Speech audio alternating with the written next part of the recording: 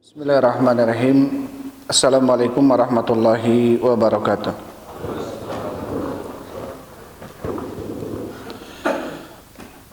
Alhamdulillahilladzi arsala rasulahu bil huda wa dinil haq liyudhhirahu 'ala dini kullihi wa kafa billahi syahida. Wa asyhadu an la ilaha illallah wahdahu la syarika la iqraran bihi wa tauhida. Wa asyhadu anna Muhammadan abduhu wa rasuluh. Allahumma salli wa sallim ala nabiyyina Muhammadin wa ala alihi wa ashabihi ajmain, amma ba'd.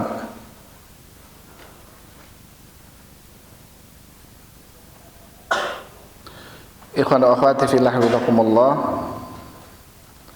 Hadirin wal hadirat rahimani wa rahimakumullah. Walhamdulillah, segala puji bagi Allah subhanahu wa ta'ala yang telah memberikan kemudahan kepada kita di dalam melaksanakan sebagian kewajiban kita selaku kaum muslimin dan muslimat, yaitu salat maghrib berjamaah dilanjut dengan talabul ilm. Mudah-mudahan langkah yang kita langkahkan ke majelis ilmu ini menjadi penyebab dimudahkannya langkah kita menuju surga Allah subhanahu wa ta'ala. Perhatikan.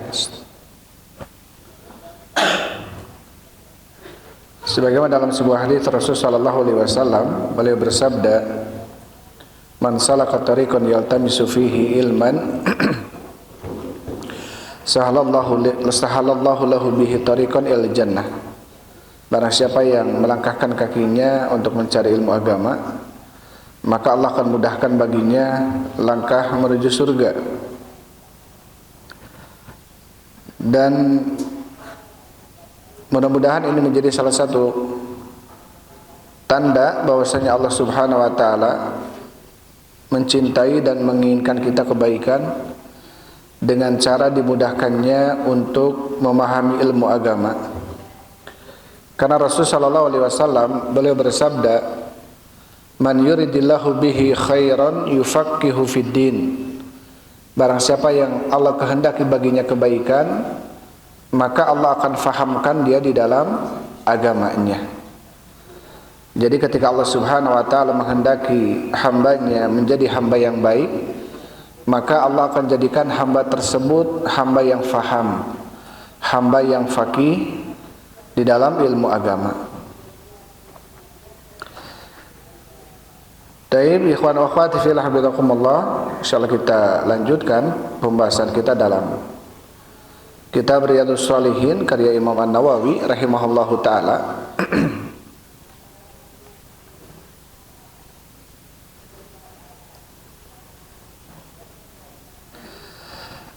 Terakhir kita sampai ke, atau masih dalam adabus safar, adab etika di dalam safar atau perjalanan, ya. Yang sudah kita bahas tentang etika apa saja yang perlu diperhatikan seseorang di dalam melakukan perjalanan atau safar. Taib, dianjurkan hari Kamis, ya.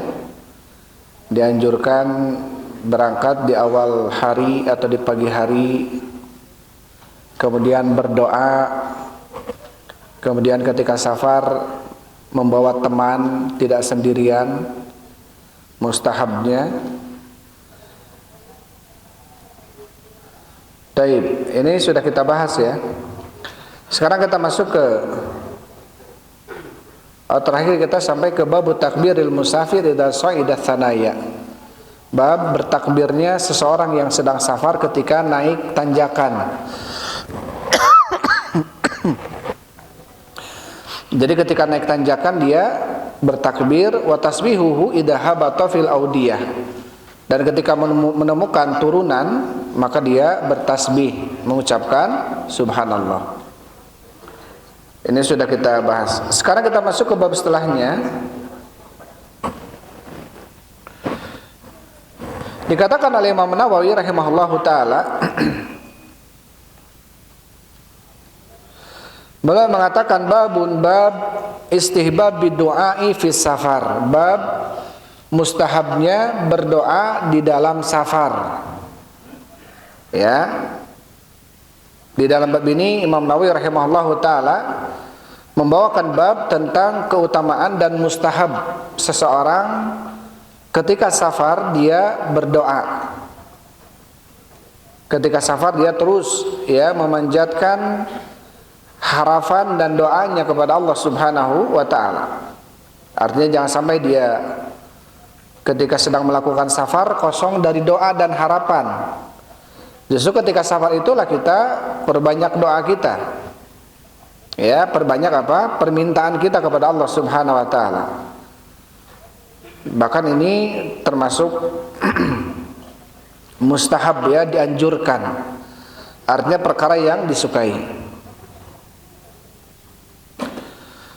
Setelah membawakan bab, Imam Nawawi rahimahullahu taala kemudian membawakan dalam bab ini satu hadis.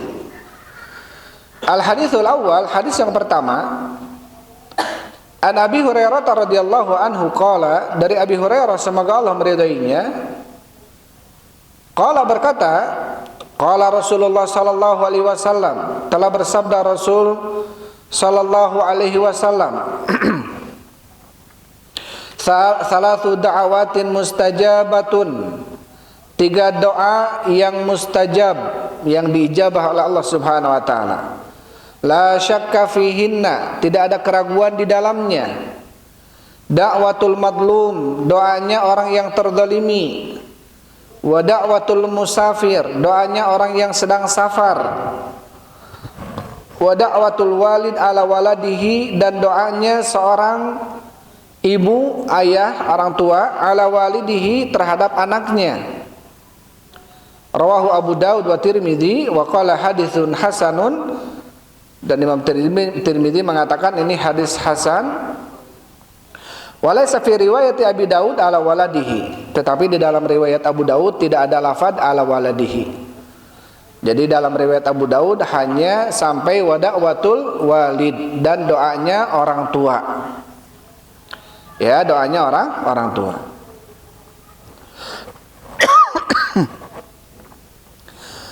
Baik, kita bacakan penjelasan dari Syekh Muhammad bin Shalih Al-Utsaimin rahimahullah.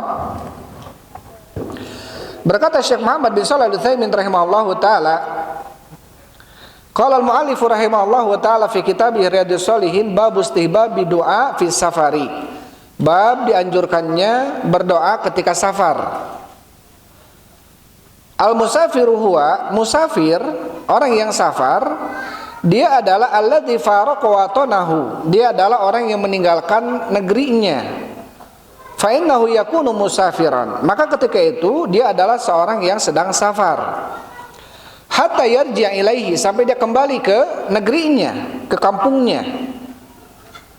Wa da'watul musafiri da'watun muhtajun fil ghalib, dan tentunya doanya orang sedang safar adalah doa yang muhtaj, doa yang diiringi dalam doa tersebut karena rasa dasar kebutuhan. Orang yang sangat butuh dia kepada perlindungan atau pertolongan dari Allah Subhanahu wa taala. Jadi biasanya orang yang sedang safar dalam doanya itu dia meminta hal-hal yang ya setidaknya apa? Untuk melancarkan perjalanannya, ya, tidak diberikan halangan, tidak tidak mendapatkan gangguan atau apapun itu. Ya, karena kita tahu seorang yang safar itu adalah sebagaimana Rasul mengatakan qit'atun minal azab. Safar itu secuil atau sepotong daripada azab, siksaan. Maka tentunya seseorang yang sedang safar dia sangat butuh pertolongan dari siapa? Dari Allah Subhanahu wa taala. Maka ketika itulah doa yang safar itu mustajab. Kenapa? Karena dia wal insanu idza taja wa da'a rabbahu aw syakka an yustajaba lahu. Kata Syekh Utsaimin rahimahullah, karena seorang manusia ketika dia butuh kepada Allah dan berdoa kepadanya, maka hampir-hampir doa tersebut akan diijabah oleh Allah. Jadi tidak diijabah gitu. Doa yang apa? Yang butuh. Ya, doa yang butuh. Maka seseorang itu harus menampakkan dirinya fakir kepada Allah Subhanahu wa taala. Waalaikumsalam warahmatullahi wabarakatuh. Jangan sampai kemudian dia merasa dirinya cukup dan dia tidak meminta permintaan pertolongan atau tidak berdoa sama sekali sama Allah, ini tidak boleh. Ya. Jadi justru harus dia memperlihatkan dirinya adalah seorang yang fakir. Ya, fakir itu apa? Fakir itu yang sangat butuh kepada Allah. Maka ketika seseorang dia butuh kepada Allah, fakir kepada Allah, kemudian dia meminta kepadanya, maka Allah akan menjawabnya. Lian Allah Subhanahu wa taala yujibu da'watal muddar, karena Allah Subhanahu wa taala akan menjawab doanya orang yang sangat butuh. Wa yujibu da'watal muhtaj, dan Allah akan menjawab doanya orang yang muhtaj, orang yang butuh. Aktsara mimma yastajibu du'a ghairihima. Jadi Allah akan lebih sangat menjawab doanya yang sangat butuh kepada Allah dibanding doa orang-orang yang tidak menunjukkan itu. Taib. Jadi ketika kita di dalam berdoa, makanya Rasul mengatakan idza da'a ahadukum falyulahhi. Apabila seseorang di antara kalian meminta, maka berilhahlah dalam doa. Apa ilhah itu? Ilhah itu kita memelas kepada Allah. Ya, makanya Rasul idza da'a thalatha marrat. Apabila Rasul meminta, Rasul minimal meminta 3 kali. Ya Allah, mudahkanlah urusan saya. Ya Allah, mudahkanlah urusan saya. Ya Allah, mudahkanlah urusan. Minimal 3 kali Rasul meminta itu.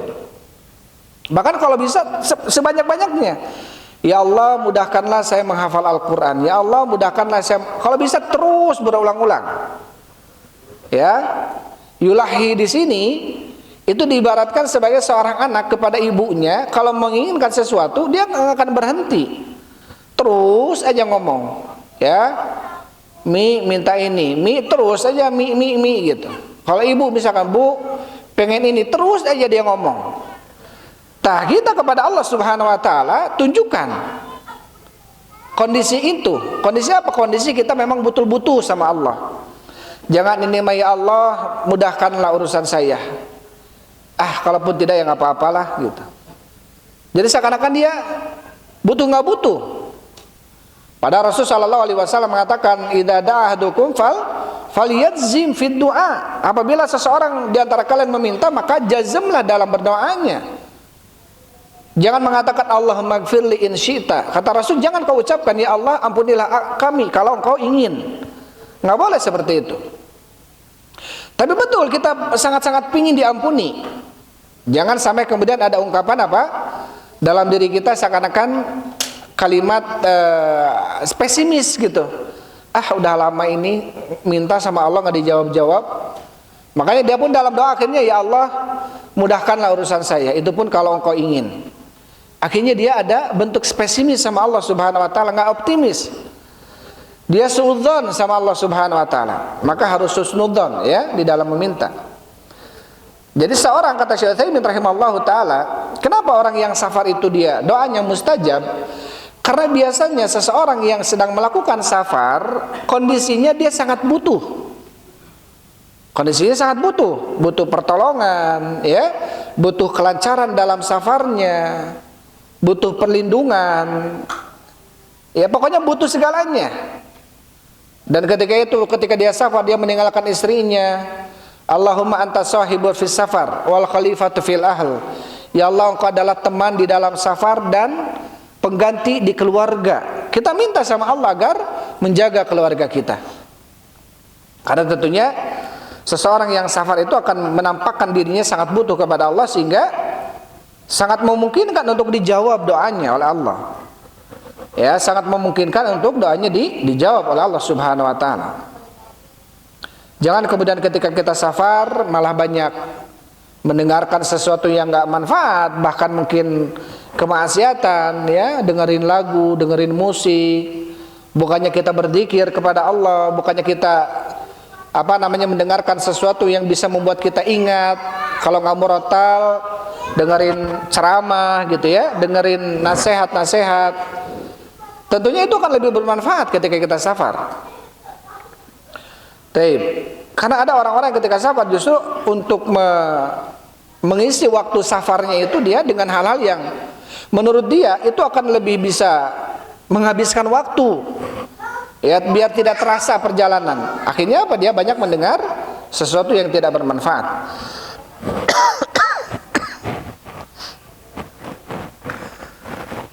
Taib.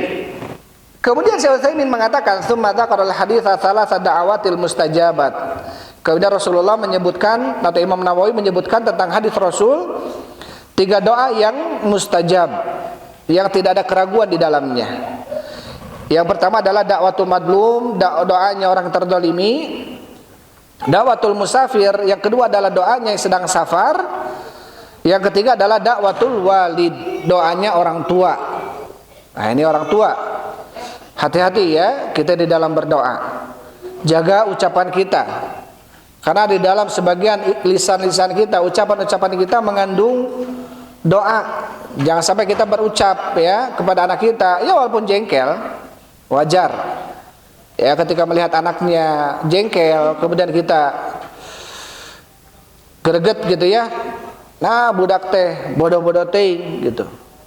Nah, budak teh bandal-bandal ting, akhirnya bandal we terus. Akhirnya bodoh we terus. Ya, khawatir. Jangan sampai kemudian apa? Kita berucap sesuatu yang justru kita malah menyesal di akhirnya. Kondisi-kondisi seperti ini kita harus jaga lisan kita. Kesel sama anak, greget gitu ya, ai mana budak saha gitu. Sidik budak bapak ya. Nah bandal heuh cingah bapak meureun baheula na bandal sarua.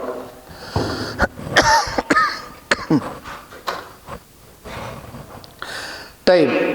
Kemudian Syekh Utsaimin rahimahullahu taala mengatakan, amma da'watul madlum, adapun doanya yang terdolimi, fa maknaha, maka artinya adalah annahu idza maka ahadun, apabila ada seseorang mendolimimu, fa akhadha malaka, dia mengambil hartamu, au jahada malaka, atau merebut hartamu, indahu di sisinya, aw itada alaika bidarbin, atau dia melampaui batas kepadamu dengan cara memukul, aw itada alaika bigibatin, atau melampaui batas kepadamu dengan cara melakukan gibah kepadamu, ya subuka fil majalis, dia mencelakmu, aw ridalik, atau selain daripada itu, ya fahadza dzulmun, maka yang seperti ini adalah kedzaliman. Jadi apabila ada seseorang melakukan kedzaliman kepadamu, ya dengan cara memukul, menghina, gitu ya, menjatuhkan, ini adalah kedzaliman. Fa idza da'awta Allah alaihi, apabila kamu orang yang didolimi ketika itu meminta kepada Allah kecelakaan bagi orang yang mendoliminya, istajaballahu du'aaka, maka Allah akan menjawab doamu. Ini juga kadang-kadang kita harus hati-hati ya.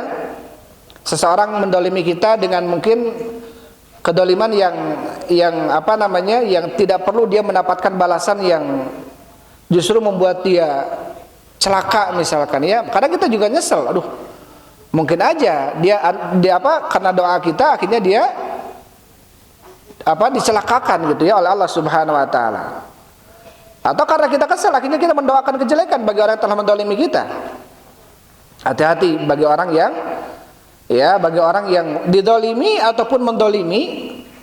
Karena bagi orang yang didolimi, doanya antara dia dengan Allah itu tidak ada hijabnya. Wattaqi da'watal madlum fa inna laisa bainahu wa bainallahi hijab. Takutlah kalian doanya orang terdolimi, karena tidak ada hijab antara dia dengan Allah Subhanahu wa taala. Bisa diijabah doa kita kalau kita didolimi. Kita didolimi misalkan terus kita ngedoakan kejelekan bagi yang mendolimi kita, ya bisa jadi dia diijabah doanya, teman kita malah ya malah apa, kecelakaan misalkan, ya nasallallahu alaihi. Maka Rasulullah sallallahu alaihi wasallam mengatakan, unsur akhaka dzaliman wa madluman, tolonglah saudaramu orang yang mendolimi dan orang yang didolimi. Fa kaifa ansuru dzaliman ya Rasulullah, bagaimana saya menolong orang zalim? Bagaimana saya menolong orang zalim ya Rasul? Kata Rasul, dengan cara apa? Dengan cara menghalangi dia untuk tidak melakukan kedzaliman, mengambil tangannya agar dia tidak melakukan kedzaliman. Maka ini bentuk apa? Kita menolong orang untuk tidak melakukan kedzaliman. Atau yang madlum, ada orang yang didolimi, kita pun tolong dia. Ya, berikan nasihat, kesabaran, ya, tentunya pahala yang sangat besar ketika dia mampu bersabar atas, dan dia apalagi dia tidak mendoakan kejelekan bagi orang itu, tentu dia mendapatkan pahala besar di sisi Allah Subhanahu wa taala. Wa ma yulaqaha illa sabirun, dan tidak ada yang mampu melakukan itu kecuali orang-orang yang sabar. Ya, wa ma yulaqaha illa dzu haddin adzim, dan tidak ada yang melakukan itu kecuali orang yang mempunyai balasan yang sangat besar di sisi Allah Subhanahu wa taala. Wa jazaa'u sayyi'at sayyi'atun mithluha faman afa wa aslah fa ajruhu ila Allah. Balasan kejelekan maka kejelekan yang semisalnya boleh, artinya kita ketika dizalimi kita doakan kejelekan untuk dia, ya, yang setimpal. Tetapi apa? Faman aslah, faman afa wa aslaha, barang siapa yang memberikan maaf dan berbuat islah, sudah nggak apa-apa, damai saja. Fa ajruhu, maka pahalanya di sisi Allah Subhanahu wa taala. Walaupun tentunya ya boleh dia membalas kejelekan dengan kejelekan yang semisal.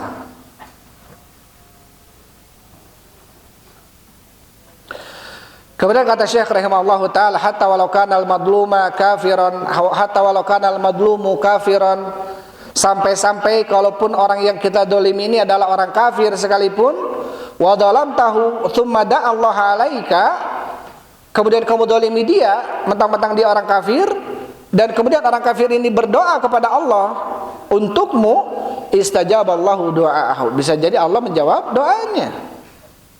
Ya, orang kafir yang tidak boleh kita dolimi adalah orang kafir yang ada perjanjian damai dengan kita.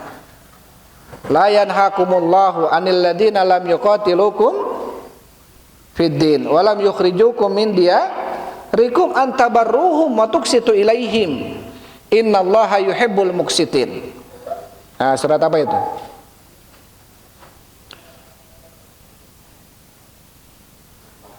Mumtahanah. La yanhakumullahu 'anil ladina lam yuqatilukum fid din. Allah tidak melarang kalian, ya, untuk berbuat baik terhadap orang-orang yang tidak memerangi kalian dalam agama kalian. Walam yukhrijukum min diyarikum, dan tidak mengeluarkan kalian dari negeri kalian.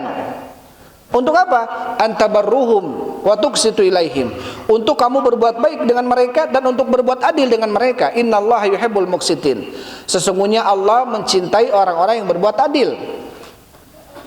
Ya, jadi Allah tidak melarang kita berbuat baik, bahkan kalau bisa kita berbuat adil kepada orang kafir. Tapi kafirnya tidak mengeluarkan kita dari negeri kita dan tidak memerangi kita. Artinya kafir apa? Musta'man, kafir mu'ahad, kafir dhimni, kafir yang ada perjanjian damai, kafir yang ada pelindungan dari pemerintah kita.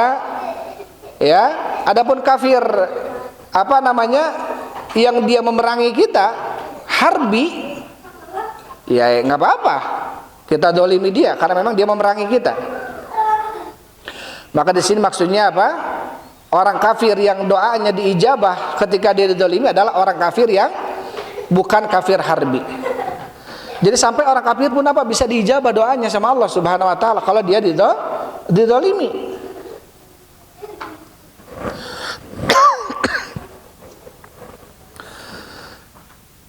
Taib. Apa kata Syekh Utsaimin rahimahullahu taala?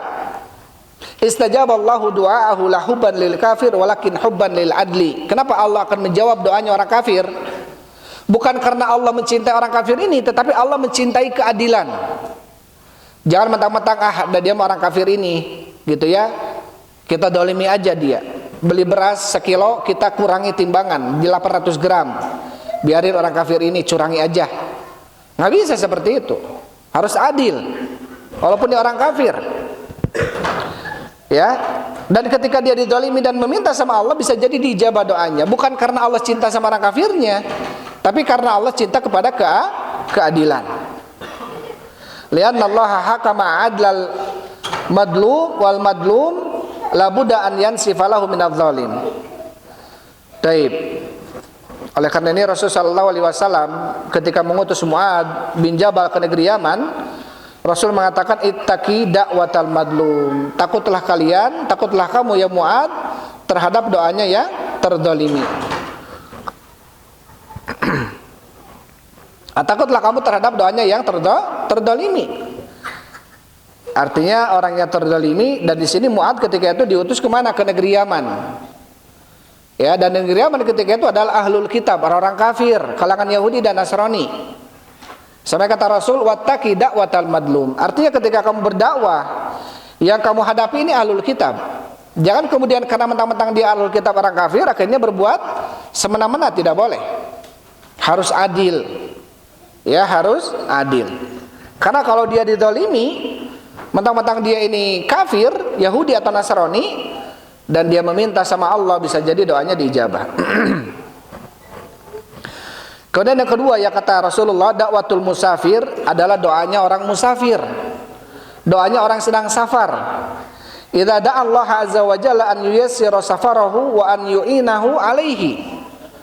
Yaitu orang yang sedang safar ketika dia meminta kepada Allah, maka tentunya apa? Doanya seputaran agar apa? Agar dia dimudahkan safarnya, diberikan pertolongan, ya, atau kelancaran dalam urusan safarnya. Aw ghairi dzalika min ad-da'awat, atau selain itu daripada doa-doa yang lainnya, fa innallaha ta'ala yastajibu lahu, maka Allah akan menjawabnya. Walihada yanbaghi lil insani an yagtanima fursatad du'a fi safari. Oleh karena ini sepantasnya bagi seseorang dia untuk mengambil kesempatan, ya. Perhatikan, kalian nggak nulis? Nanti ditanya ya satu-satu. Perhatikan. Nanti ditanya ya.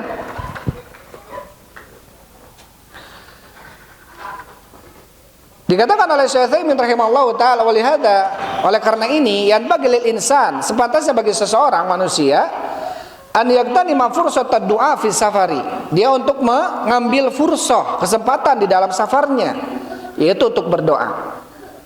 Wa idza kana safaru safaru ta'atin ka safari umratin aw hajjin, dan apabila safarnya safar taat seperti safar umrah atau haji, fa innahu yazdadu dzalika quwwatan fi ijabati du'a, maka tentunya hal itu bisa lebih menambahkan kekuatan di dalam ijabahnya doa. Jadi akan lebih memungkinkan untuk diijabahnya kalau safarnya safar apa? Safar dakwah atau safar ibadah.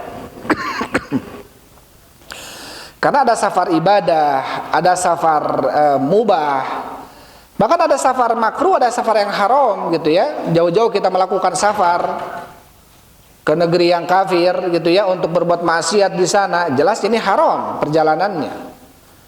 Ada safar yang sifatnya mubah, mungkin kita melakukan apa? Melakukan perjalanan untuk hanya sekedar hura-hura, main-main gitu ya, melepaskan penat gitu ya. Ini mubah-mubah saja selama tidak ada kemaksiatan di dalamnya. Ada safar seperti yang mustahab, bahkan dianjurkan ya, mengunjungi orang tua, saling berziarah antara kaum muslimin. Atau safar ibadah seperti apa? Thalabul ilm, umrah, haji. Taib. Maka seperti itu adalah safar-safar yang sifatnya ibadah. Jadi artinya di dalam safar ibadah bisa jadi doanya lebih sangat diijabah oleh Allah. Kalau kita ketika safar justru banyak berdoa, banyak meminta ya. Kemudian yang ketiga, dakwatul walid, yaitu doanya orang tua. Nah, ini doanya orang tua. Fi ba'di alfadil hadis ala waladihi. Di dalam riwayat Tirmidzi, sebagian hadis yang lainnya, kalau tadi riwayat Abu Daud itu dakwatul walid saja ya. Tapi kalau riwayat yang lainnya ada tambahan dakwatul walid ala waladihi, doanya orang tua kepada anaknya. Tetapi sebagian lafaz yang lainnya mutlak, hanya dakwatul walid, doanya orang tua, artinya umum. Berarti doanya orang tua yang sifatnya umum, baik doanya mendoakan anak kebaikan bagi si anak, atau justru mendoakan kejelekan bagi si anak. Ada orang tua yang mendoakan kejelekan, bisa jadi ketika si anak dia malah apa? Membuat jengkel orang tuanya, dia tidak taat kepada perintahnya, atau jatuh kepada bentuk uquq, durhaka kepada orang tua ya, sehingga dia jengkel si ayahnya, ibunya, bahkan dia mendoakan kejelekan. Wa hadha huwal ashah, dawatul walidi waladihi aw alaihi mustajabatun. Taib. Adapun doa kebaikan jelas. Ini tentunya keumuman. Orang tua akan mendoakan kebaikan bagi si anak. Ya. Wa amma alaihi, adapun doa menjelekan ataupun mendoakan si anak, fa innahu la yumkin an yadul walid ala waladihi ila bistiqaqi dakwah. Tentunya enggak mungkin seorang orang tua dia mendoakan kejelekan bagi anaknya illa bistiqaqi dakwah. Kecuali karena berhak dia untuk berdakwah, untuk berdoa. Karena mungkin sudah, taruhlah mungkin dosanya besar sekali, sehingga dia ibunya tidak memaafkan si anak, sampai kemudian mendoakan anak itu kejelekan. Atau ucapan-ucapan yang tadi disebutkan ya, karena kejengkelan kita marah kepada anak, akhirnya mengucapkan ucapan yang justru kita apa? Justru kita malah menjadikan ucapan tersebut sebagai bentuk penyesalan nantinya. Ya, kita mengucapin kalimat-kalimat nggak baik gitu ya kepada si anak, kalimat-kalimat nggak bagus.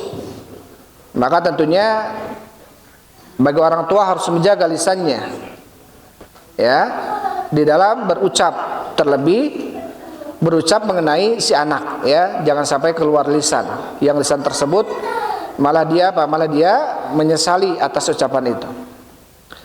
Kalau kita pernah dengar ya, mungkin antara kalian juga pernah dengar bagaimana Syekh Sudais rahimahullahu taala itu diberitakan oleh ibunya, dia ini memang dulunya orang yang ketika kecilnya bandel gitu. Ya, ketika kecilnya ini ya namanya anak kecil ya. Sampai kemudian membuat ibunya sangat jengkel sekali. Kalau nggak salah ketika itu makanan yang dibuat oleh ibunya dimasukin pasir oleh Syekh Sudais ketika kecil. Padahal tamunya udah pada ngumpul gitu. Akhirnya ibunya kesel, ya. Tapi dengan kekesalan ibunya nggak kemudian bahasa orang namanya bahasa Sunda, nah maneh teh ini balagu gitu ya, boloh teh ai maneh gitu, nggak gitu. Celopong budak teh, bokmanya budak sah maneh. Pokoknya keluar kalimat-kalimat yang nggak baik. Tapi ibunya ini malah mengatakan, dan walaupun jengkel tentunya dia mengatakan semoga kau jadi imam haram. Dan ternyata betul menjadi imam haram ya, dan menjadi masjid imam haram terlama sekarang ya. Intinya apa? Intinya orang tua harus menjaga lisannya, dan juga anak-anak harus menjaga etika akhlak kepada orang tua ya. Mentang-mentang tadi berarti orang tua si Umi si Abi tong sagawayah ngomong gitu ya, akhirnya dia bebas berbuat, nggak boleh seperti itu. Justru dia jangan sampai melakukan sebuah ucapan atau tingkah yang kemudian si ucapan itu membuat orang tuanya kesel ya, jangan sampai seperti itu ya. Tetap harus saling menjaga. Intinya apa? Intinya doa-doa 3 tadi adalah doa yang mustajab ya, yang perlu untuk kita senantiasa memanfaatkan waktu-waktu ini, karena doanya adalah mustajab.